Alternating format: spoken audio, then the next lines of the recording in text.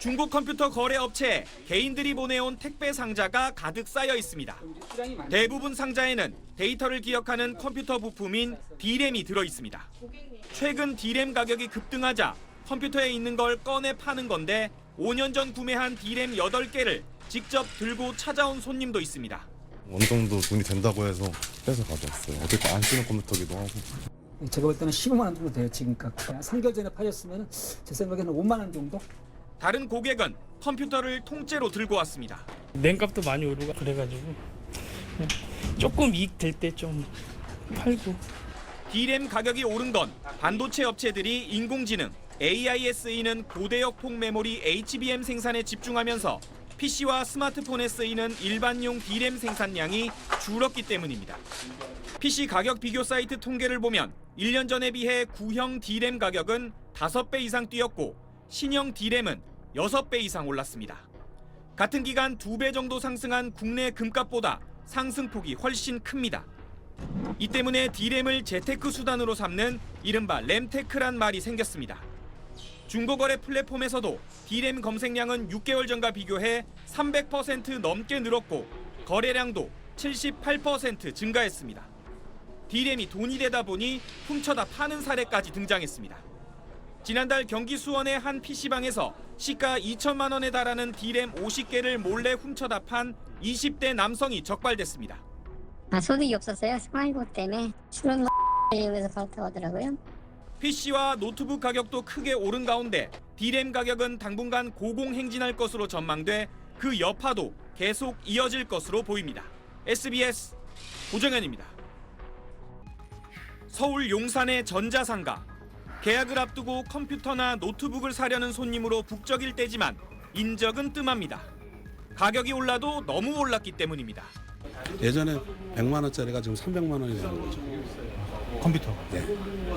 5분의 1로 줄었다고 보시면 되고. 3주 전 140만 원이었던 조립 PC 가격은 200만 원까지 올랐습니다. 다음 주 출시되는 삼성전자의 신형 노트북은 가장 낮은 사양이 이전 모델보다 150만 원 이상 비싸진 341만 원이나 됩니다.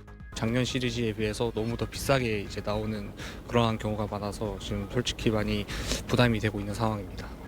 컴퓨터와 노트북 가격이 껑충 뛴 건 핵심 부품에 들어가는 메모리 반도체 가격이 치솟았기 때문입니다. D램과 낸드 플래시 등 메모리 반도체는 AI 열풍 속에 공급이 수요를 따라가지 못하고 있습니다. 메모리 반도체가 들어가는 램 가격은 5배, 저장 장치인 SSD 가격은 2배 이상 올랐습니다. 부품 가격이 넉 달 전 저사양 컴퓨터 가격에 맞먹습니다. 이게 그러니까 16기가니까 DDR5 16기가니까 40만 원이니까 뭐 중고 노트북이 뭐 15만 원짜리면 몇 개 사겠어요? 3개. 예, 3개 정도 사는 거지. 문제는 D램 반도체 가격 상승 추세가 내년까지 이어질 가능성이 크다는 점입니다. 가격은 당분간 상승할 영향이 굉장히 높기 때문에 현재로서는 오늘 구입하시는 게 제일 저렴한 상황으로 볼 수 있다고. 휴대전화와 자동차는 물론 각종 가전제품에 들어가는 반도체도 점점 늘어나는 추세여서 칩플레이션은 이제 시작이라는 분석까지 나오고 있습니다.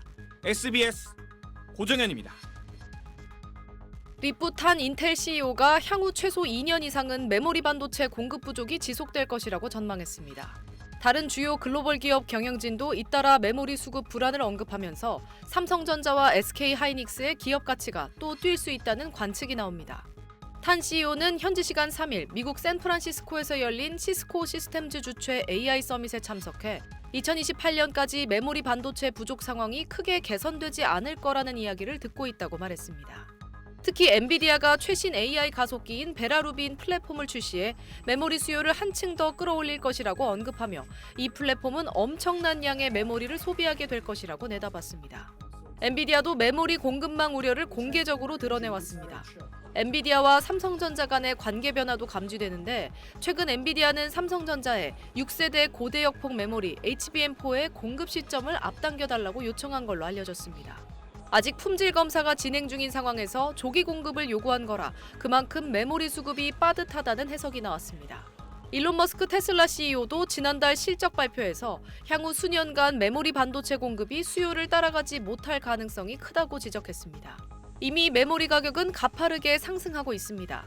D램과 낸드 플래시 모두 올해 1분기 가격이 당초 예상을 크게 웃돌며 분기 기준 역대 최대 상승폭을 기록할 걸로 전망됩니다. 이런 흐름 속에서 삼성전자와 SK하이닉스 등 메모리 반도체 업체들은 지난해에 이어 올해도 가격 상승 효과를 본격적으로 누릴 걸로 보입니다. 시장에서는 삼성전자와 SK하이닉스의 올해 연간 영업이익이 각각 100조 원을 넘길 가능성이 크다는 관측이 나옵니다.